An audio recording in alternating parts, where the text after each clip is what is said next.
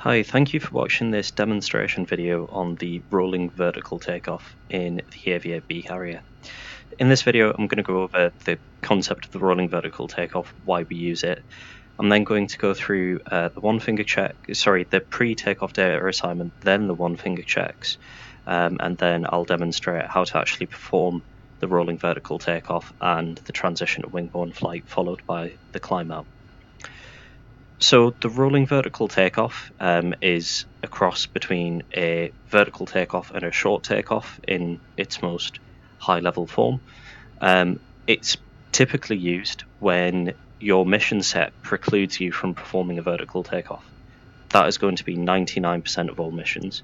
Essentially, if you need to carry a meaningful amount of fuel, stores, and munitions, you're not going to want to perform a vertical takeoff. Now, 99% of the time, you're also wanting to perform a short takeoff. So why would we use the rolling vertical takeoff? It's very simple. We don't have enough prepared surface in order to perform the short takeoff. But we do, however, have enough clear way to perform a rolling vertical takeoff. And you'll see exactly why I make that distinction shortly. So as you can see here, we're on the ground at the rope field. We can see that we're on a helicopter landing area, or a DHLA, designated helicopter landing area, and we're pointing into wind. So those are all the sort of prerequisites to where you want to be taking off. You want to use up as much of the prepared surface as possible, and you want to point into wind wherever possible. I am pointing directly into wind to illustrate how short you can perform this maneuver. However, if I was to do this in a real scenario, I would blend the rolling vertical takeoff with a short takeoff, and I would use the entire length of this tarmac. So pre-takeoff data assignment is exactly the same as the vertical takeoff, and you also put in the same information that you put in for the short takeoff. So coming into the VRES page, we're going to put in the basic aircraft weight, overwrite that with the operating weight, which is 16,475 pounds. BDI, again, only relevant for calculating fuel burn endurance, etc., but that's 16. Coming over into the short takeoff section, we're going to overwrite the outside air temperature with the correct air temperature, which in this case is correct, it's 29 degrees C. That'll sometimes vary. The most common thing that it'll vary with is whether or not you're inside a hangar. Field elevation, in this case, we're going to set it to 0 because we're doing a training sortie, and at the same time, I'm going to remember to set my altimeter to 0. Again, if you were operating on an actual sortie, you would set the actual field elevation and you would leave your altimeter set to the QNH. The reason being that if you're deploying from loads of different areas, it's more useful to know the field elevation than it is to constantly have to change the altimeter setting. We'll go into the field data, we'll put in the runway distance, which in this case is about 150 feet. We'll put in the runway heading, which is 338 degrees in this case. And we'll put in the ground wind, which is 338 degrees at 9 knots. Okay, and we can see here that we're getting a wet value of ground roll of 352 feet for the short takeoff, so illustrating the point that we do not have enough prepared surface area to make a short takeoff.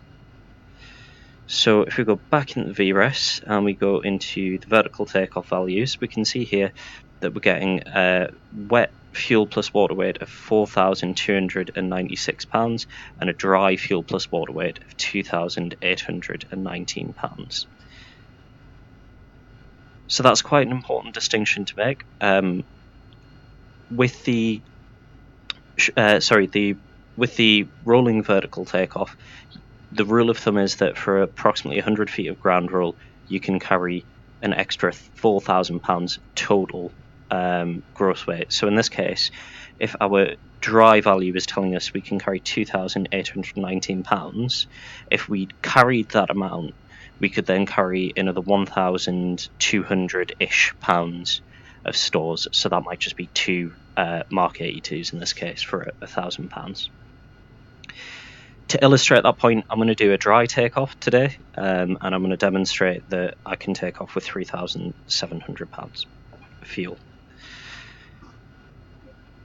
Okay, so going through the one finger checks, we're going to start from the bottom left here. I'm just going to adjust my seat height to something a bit more comfortable, make sure my lights are set up, and coming forward, stow stop is going to go to 70 degrees there. Check that over the hood, it programs, and then reset it to 30. Then coming forward, we're going to make sure our lights are on. Nose wheel steering is on for the rolling vertical takeoff. Flaps are on, and flaps will be set to the stowable position or the stall position. Combat water will come on, and in this case, I'm going to leave the takeoff water off. However, in a real world scenario, above 20 degrees Celsius, I would use takeoff water. I'm going to quickly set up my avionics as part of that check. So change the map color to something more readable in VR. Turn the gain on the background down. This is a bit more readable. Change the map scale to 5 and the zoom so that the scale goes to 3, relevant for visual circuits. And we're going to put our course line in at 338 degrees. Okay, that's our one finger checks complete.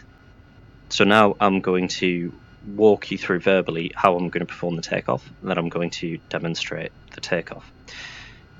So what I'll do is I'll hold the brakes, nozzles are already set at 30 degrees, I'll advance the power to full, I'll let the aircraft skid and then release. The manual does say that I should bring the nozzles back to 70 as soon as I reach 100% RPM. However, if you've got more ground roll than that will allow you to do, leave it at full power until you reach the end of your prepared surface area and then bring the nozzles back. That means you'll have a higher forward velocity and therefore the wings will produce more lift. In today's case, I'll likely find that as I bring the nozzles back, as I reach 100% RPM, I will also be reaching the end of my clearway anyway. Once the nozzles are back, I'm going to perform the capture attitude technique, exactly the same as I would do for the vertical takeoff. And when my nozzles arrive at 25 degrees, I'm going to bring the flaps up to the auto position first, and then the gear up. Then I'm going to program the nozzles the rest of the way, and then I'm going to perform my touch checks, which is stow stop, power, then stow stop, then water. And then once I reach about 250 knots, I'm going to bring my flaps up into the cruise position, wait for 300 knots, and then begin the 300 knot best climb out up to 10,000 feet. Okay, so take the parking brake off. Caution, caution. Clear the warning. Holding the brakes, let's advance the power.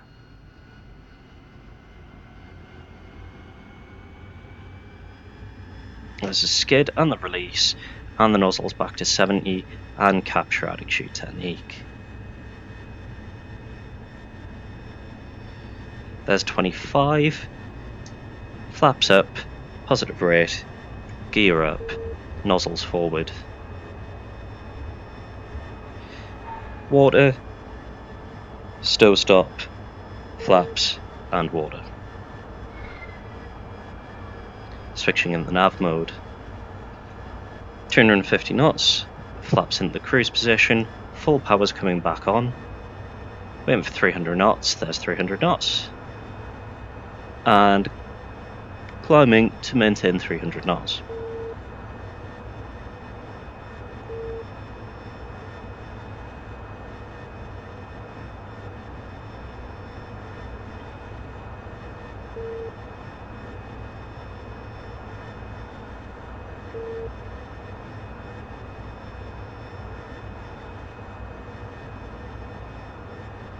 (9,500 feet, bringing the stick forward, busted my altitude a little bit there, and bringing the power back to about 80%,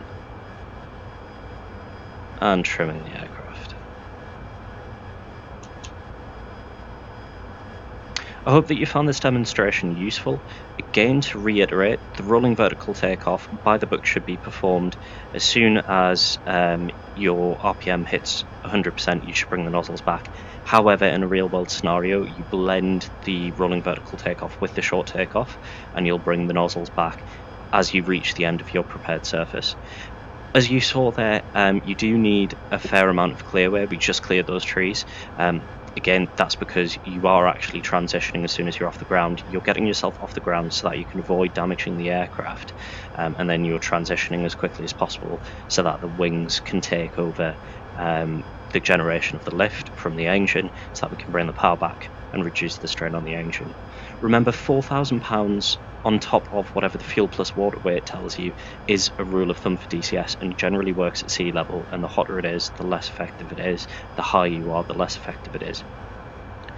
If you want an accurate ground rule reading for a given weight, you need to make sure you consult the 400 manual for the correct charts. I hope you found this tutorial useful. If you have any issues or questions, please get in touch. Thank you.